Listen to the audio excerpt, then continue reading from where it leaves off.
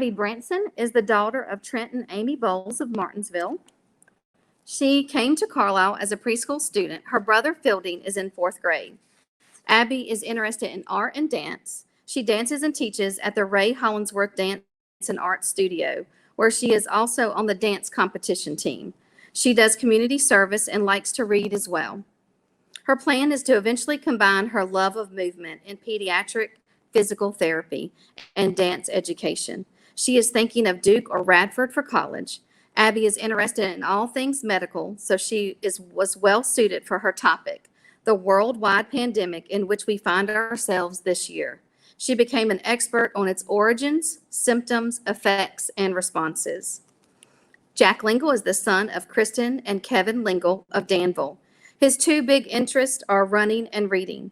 Jack has completed some fascinating research regarding the current COVID-19 pandemic, particularly the rapidity of the development of the vaccines. Please join me in welcoming Abby to the podium. In March 2020, the United States went into a full national lockdown. Restaurants closed and essential stores operated under reduced capacity. Only grocery stores remained open, but workers feared contact with patrons. It was no bubonic plague, but instead a respiratory virus with symptoms that ranged from mild to severe. In a matter of months, the COVID-19 virus quickly spread from China through Asia, Europe, and into the United States. The coronavirus pandemic is one of the most dangerous in history, causing many deaths, prompting extreme preventative measures, pushing scientists to create a vaccine, and causing people to adapt to new ways of life. In January 2020, the scientists from the World Health Organization, or WHO, were supposed to go to Beijing, China for an investigation of the virus's origin. Scientists were denied entry by the Chinese government. Because of this, they decided to base their evidence on the information that the Chinese government has released, even though the information was unreliable. COVID-19 is a respiratory disease caused by the virus SARS-CoV-2, or Severe Acute Respiratory Syndrome Coronavirus 2. It is similar to other viruses in the family Coronaviridae, like SARS and MERS. Soon after March 2020, WHO declared this a global pandemic. Since then, this deadly disease has continued to spread throughout the world and is still an ongoing health concern. SARS-CoV-2 can cause numerous symptoms that can range from mild to severe. In 3 to 4% of cases, symptoms are severe enough to cause hospitalization. This number increases for people over the age of 65 to 7.4%. Some of the most common mild symptoms are fever, cough, fatigue, difficulty breathing, and loss of smell and taste. A common way to contract the COVID-19 virus is by being in close contact with an infected individual. If an infected person breathes, speaks, coughs, or sneezes, that can spread the virus through their mouth or nose. The closer a non-infected person is to an infected person and the longer they interact, the more likely they are to contract the virus. 1 in every 5 people that get COVID-19 are asymptomatic. This is very dangerous because they can unknowingly infect others. This is an important reason why we take so many precautions. In critical COVID-19 cases, severe complications can occur, which can be fatal. Some of these are septic shock, arrhythmias, cardiovascular complications, Guillain-Barré syndrome, which can cause loss of motor function, hypoxia, and acute encephalopathy. It can also lead to a myocardial infarction, which is more commonly known as a heart attack.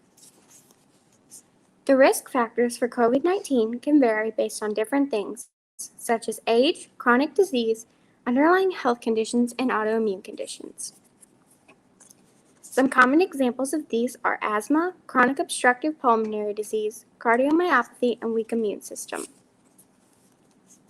COVID-19 infection is rare in children, with only 1% reported in those less than 10 and 4% in those aged 10 to 19. If infected, they are likely to have milder symptoms and have a lower chance of death and severe disease. The amount of COVID-19 cases globally is currently still growing and changing. As of February 2, 2021, there are around 103 million cases globally, 26 million cases in the U.S., and 507,000 in Virginia. There are 444,000 deaths in the U.S., 2,246,000 global deaths, and 6,400 deaths in Virginia. When the coronavirus epidemic first began, the U.S. immediately declared this a state of emergency. Social distancing measures were put into place as well as workplace hazard controls. The government recommended school closings and a social gathering limit of 10 people. Although the U.S. placed many guidelines and even ordered a national lockdown, there are still many ways that the spread of this epidemic could have been slowed. In under a year, thanks to the government sponsorship and accelerated effort by pharmaceutical companies, vaccines have been developed in record time. Some of the vaccines are by the pharmaceutical companies Pfizer and Moderna. Pfizer is for people aged 16 and older, and Moderna is for people aged 18 and older. Vaccines have not yet been approved in children, but as of right now, there are clinical trials being held. On February 27, 2021, Johnson & Johnson introduced the first single-dose COVID-19 vaccine. PCR testing, or nasopharyngeal testing, is the most common COVID-19 test. It uses real-time reverse transcription polymer chain reaction to detect the presence of RNA fragments. It takes anywhere from a few hours to 2 days to receive the results from these tests. While there is no cure for SARS-CoV-2, there are treatments for the disease. The main treatment is supportive care, even though it does not kill the virus. Supportive care includes things like fluid therapy and oxygen support. Patients can also be put on medications like anti-inflammatories or acetaminophen to relieve the symptoms. In more severe cases, hospitalization may be recommended. Some individuals may experience oxygen loss, which can be treated with glucocorticoid dexamethasone. Extracorporeal membrane oxygenation, or ECMO, is used to treat cardiovascular failure. Even if all these things are done, some cases are so severe that death may still occur. Many people are wondering when life will return back to normal. According to Amy Bowles, physician assistant and chief clinical officer at Pat's Community Medical Center, the SARS-CoV-2 virus will never truly go away. It will most likely become like the flu and come back seasonally, and people will need to be vaccinated every so often. The COVID-19 pandemic of 2020 to 2021 has altered the lives of many people, but if the United States continues to take the proper preventative measures and do everything to stop the spread of this deadly virus, things will soon return to normal. You mentioned several things about the virus, and but what I want to know is how do you think it has altered the lives of like young people, like socially and emotionally, because it has had an impact. So can you speak to that? I feel like when younger children, especially, when we have on a mask, we kind of get lost in that. We lose ourselves because when you have on a mask, people can't really see when you smile or anything like that. So One of my teachers in upper school told me exactly the same thing that you said. So it's not just you as young people experiencing that, it's adults as well. I really enjoyed your topic. thank you so much. I kind of had a question similar to Ms. Agnew, and my question is, what do you think students could do to learn more about COVID, and what have you personally learned that interests you or surprised you? I think I learned a lot of stuff about COVID. I learned about the symptoms and how it has impacted people's lives. I think to learn more about it, students could read a book about it. They could research more. They could just pay more attention to what's going on in the world and how it has impacted people's lives.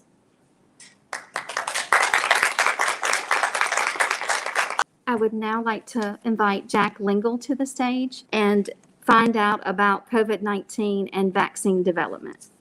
On February 5th, 2021, over 50 staff members at Carlisle School, along with a few others, filed into the gym socially distanced to receive the first of their set of 2 COVID-19 vaccinations. Like the millions of other Americans, these staff members were grateful to receive their vaccine in hopes that it will control the pandemic. The search for a vaccine started after reports of a mysterious pneumonia-like disease had reached the World Health Organization coming in from Wuhan, China in late 2019. This disease was discovered to be a virus from the novel coronavirus family named SARS-CoV-2. The virus spread across the world at a rapid pace. COVID-19 was then declared a pandemic by the World Health Organization on March 11, 2020. Scientists then started working around the clock to develop several vaccine candidates in under a year to control and eradicate COVID-19. This has been done with plentiful funding, prior knowledge, and new vaccine technology. New vaccine technology has also helped speed up the process and make many advancements as opposed to previous vaccines such as smallpox. Some worry that the development of the vaccine has been rushed. However, the government has ensured that there are great safety efforts to help make sure the vaccines are safe for use. In 2018, a study by the Lancet Global Health estimated the cost of the initial development of a typical vaccine. The study showed the cost to develop vaccines ranged from $31 to $68 million and did not include money spent on large-scale trials and production of the vaccine. The makers of these vaccine candidates have been able to eliminate the need to worry about funding, since they have many governments and private businesses helping to fund them during the whole process. One example of this is the U.S. government's Operation Warp Speed. Operation Warp Speed was created in cooperation with the Center for Disease Control to help fund the development, manufacturing, and distribution of close to 300 million doses of the vaccine candidate. These fundings help speed up vaccine creation and distribution. The vaccine is also able to be produced so efficiently because of the prior knowledge of the coronavirus family and many other factors. Vaccine production has made many advancements since the first vaccine was developed and administered. Just over 200 years ago, in 1796, a physician named Edward Jenner was able to isolate a milder smallpox-like disease and administer it to a young boy. Once the vaccine worked and the results had been replicated, the physician began administering the vaccine to anyone who asked for it. This process has changed greatly today as scientists and vaccine developers must go through several safety trials and get the government's approval to begin public vaccinations. Smallpox then became the first infectious disease to become completely eradicated by a vaccine in 1980. This eradication was greatly needed as smallpox had taken many lives and left others scarred with marks for the rest of their life. With the many advancements in vaccine tech coming from COVID-19 vaccine production, the way scientists produce vaccines can make a quantum leap. COVID-19 vaccines will help establish the future safe use of mRNA, which can be produced more efficiently than other vaccine methods with fewer costs. The large clinical trials that were run for the vaccines, along with the large infection numbers, will also help scientists make large advancements in human vaccinology and can help scientists learn more about how exactly our immune system works. Even with the great progress that has been made in COVID-19 vaccine production, future vaccines can only be made this fast if the effects are as high as they are for COVID-19 and the volunteers that are willing to participate in trials. There are still many concerns regarding vaccine production efficiency and new technology. Dr. Kenyon, former director of the CDC, quickly debunked those concerns. He stated, "Nobody is getting infected with the COVID-19 vaccine. It is only the surface protein that would be replicated because we have given you the messenger RNA." Others wonder whether natural immunity would provide a similar or better effect than immunity from vaccines. The Center for Disease Control says there is not nearly enough evidence to know exactly how long someone is considered immune from the virus after contracting it, and it is not advised to purposely expose oneself to the virus. In the USA, safety during vaccine production is considered very important, and the FDA reviews every clinical trial before granting emergency use authorization. There are 3 phases during vaccine production, with each phase ramping up the individuals that are vaccinated, and during the phase 3 trial, participants with underlying health conditions such as diabetes are added to the mix. Pfizer's vaccine has had very promising early data, with their phase 3 trials showing to be 95% effective at granting immunity. This immunity started around 4 weeks after the first dose was given. Moderna's results have also been very promising, with immunity coming in right around 94% effective after both shots were administered 28 days apart. In conclusion, vaccine makers and scientists are continuing to work together through global cooperation to help develop vaccine candidates. Vaccine makers have been generously helped by government funding from the United States, along with several other countries, providing billions of dollars to help.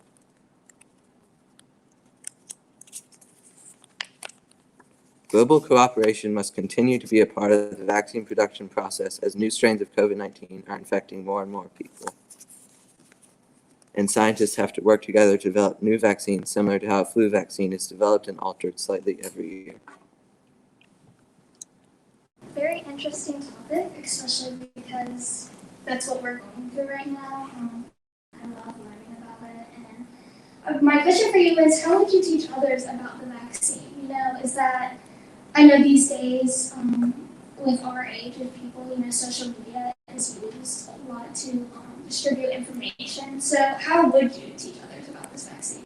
Just distribute real info through social media and not fake news, and encourage them to research more about their topics. So many people live in the past and they base decisions on what has happened in the past. And one of the reasons that you actually hit upon for people not wanting to take the vaccine is that it was developed so rapidly. Based on the research that you have done, if you were speaking to, say, even me, and I were your grandmother, and I said to you, I don't want to take that vaccine, you know, because it hasn't been enough time, what would you say to me? I would say the government has been very careful with their safety trials and has made sure that everything is extremely safe for use. Thank you.